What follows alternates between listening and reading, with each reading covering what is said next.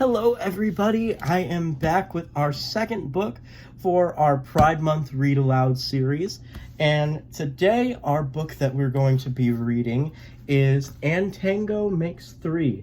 It's a very special story because it's a true story, and I actually didn't have a copy of this book, so it was very nice. My good friend Teri let me borrow her copy, so we're going to be reading it today. So on the inside cover, it says, "In the zoo, there are all kinds of animal families, but Tango's family is not like any of the others."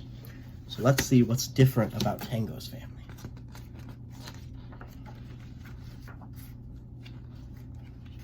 Right. In the middle of New York City, there is a great big park called Central Park. Children love to play there. It has a toy boat pond where they can sail their boats. It has a carousel to ride on in the summer and an ice rink to skate on in the winter. Best of all, it has its very own zoo. Every day, families of all kinds go to visit the animals that live there.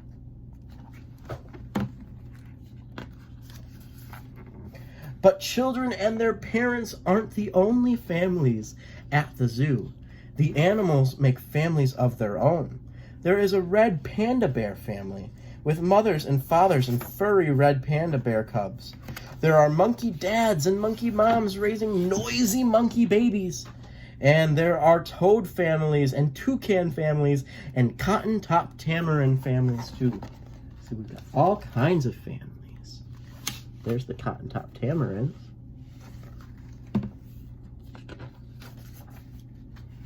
And in the penguin house, there were penguin families. Every year, at the very same time, the girl penguins start noticing the boy penguins. And the boy penguins start noticing the girls. When the right girl and the right boy find each other, they become a couple. See all the penguin couples? Two penguins in the penguin house were a little bit different. One was named Roy, and the other was named Silo. Roy and Silo were both boys, but they did everything together. They bowed to each other and walked together. They sang to each other, and they swam together. Wherever Roy went, Silo went too.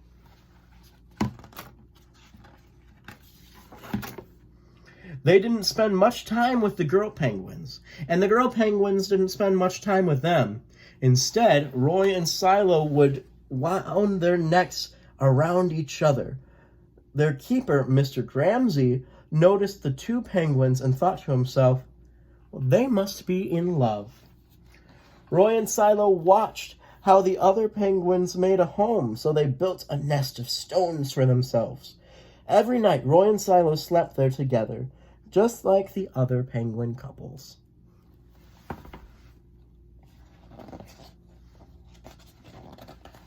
And every morning, Roy and Silo woke up together.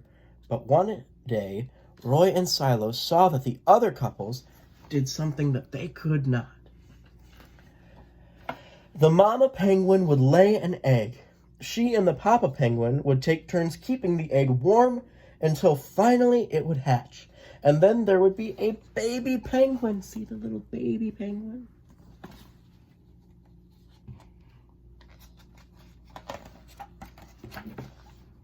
Roy and Silo had no egg to sit on and keep warm. They had no baby chick to feed and to cuddle and love. Their nest was nice, but it was a little empty. One day, Roy found something that looked like what the other penguins were hatching, and he brought it to their nest. It was only a rock. But Silo carefully sat on it, and sat,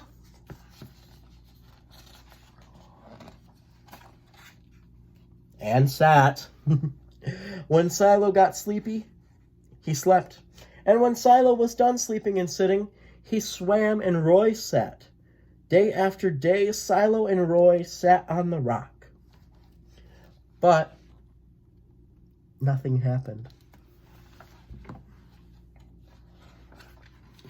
Then Mr. Ramsay got an idea.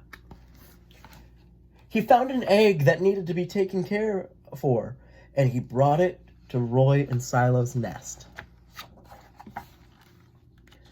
Roy and Silo knew just what to do. They moved the egg to the center of their nest. Every day they turned it so each side stayed warm. Some days Roy sat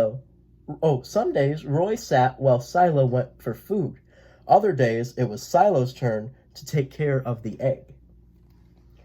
They sat in the morning and they sat at night. They sat through lunchtime and swim time and supper. They sat at the beginning of the month and they sat at the end of the month, and they sat all of the days in between. Until one day they heard a sound coming from inside their egg. Peep, peep, peep, peep, peep, it said. Roy and Silo called back, squawk, squawk. Peep, peep, answered the egg. Suddenly a tiny hole appeared in the egg shell, and then, let's see who it is. Crack! Out came their very own baby. She had fuzzy white feathers and a funny black beak. Now Roy and Silo were fathers. We'll call her Tango, Mr. Ramsay decided, because it takes two to make a tango. Roy and Silo taught Tango how to sing for them when she was hungry.